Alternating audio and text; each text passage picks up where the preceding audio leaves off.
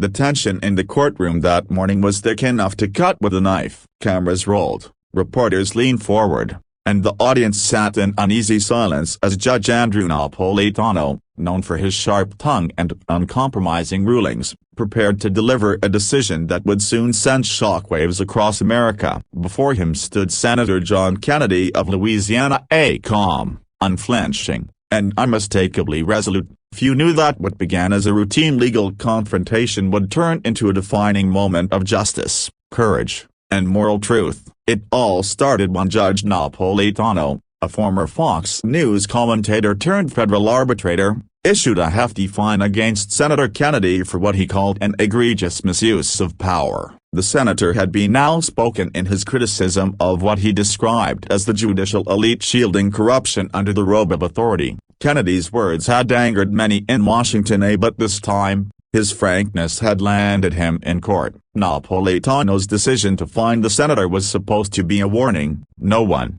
not even John Kennedy, was above the law. But the moment Napolitano announced the fine, something changed in the air. Kennedy didn't flinch. Instead, he took a slow breath, stepped forward, and looked the judge dead in the eye. "Your Honor," he began, his southern drawl cutting through the silence, "you can fine me, you can scold me, and you can even try to silence me, but you cannot punish me for telling the truth." The courtroom fell silent. Even Napolitano seemed taken aback by Kennedy's calm defiance. The senator wasn't angry, he was passionate, sincere, and unafraid. He continued, "When I took an oath to serve the people of Louisiana, I didn't promise them comfort. I promised them honesty. And if honesty costs me a fine, then I'll pay it gladly. But I won't stand by while powerful men hide behind their titles to bully the truth into silence." The audience began to stir. Some clapped quietly, others simply watched in awe. Kennedy's words weren't just a defense, they were a moral reckoning. For years,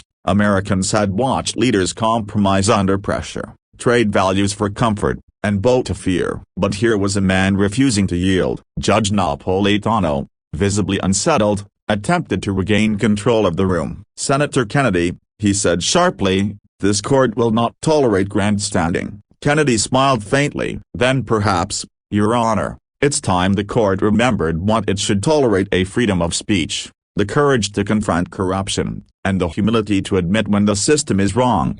The silence that followed was electric. Even Napolitano seemed to realize that he was standing on the wrong side of history. For a moment, his face softened, a pride giving way to introspection. "You've made your point, Senator," he muttered, voice quieter now. But Kennedy wasn't finished. "Judge," he said firmly, "my fight isn't with you. It's with the decay of justice in this country. Too many good people are silenced, too many truths are buried, and too many judges forget that the law isn't meant to protect the powerful, it's meant to protect the people."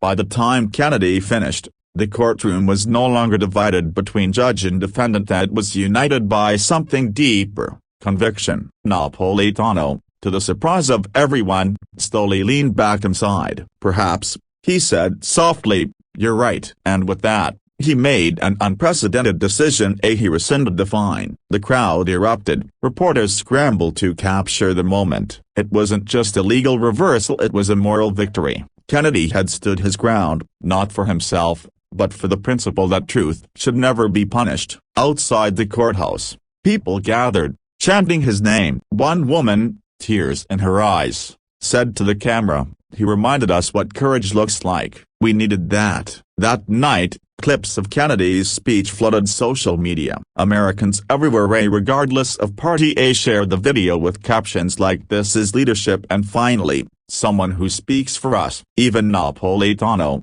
in a later interview, admitted, "I may have underestimated the senator. He made me reflect on the balance between authority and conscience." In the days that followed, Kennedy's words became more than a courtroom statement, they became a rallying cry. Politicians, journalists, and everyday Americans began quoting him. "The law isn't meant to protect the powerful, it's meant to protect the people." It echoed in classrooms, on talk shows, and even in Congress. For Kennedy, it wasn't about fame or vindication. When asked what gave him the courage to stand up that day, he said simply, My mama taught me that silence in the face of wrongdoing is a sin. I just did what I was raised to do and tell the truth, and that, perhaps, is what made the moment unforgettable. It wasn't just about the senator or a judge, it was about the eternal struggle between power and principle, between fear and faith. John Kennedy didn't win by shouting louder, he won by standing taller. By the end of that day,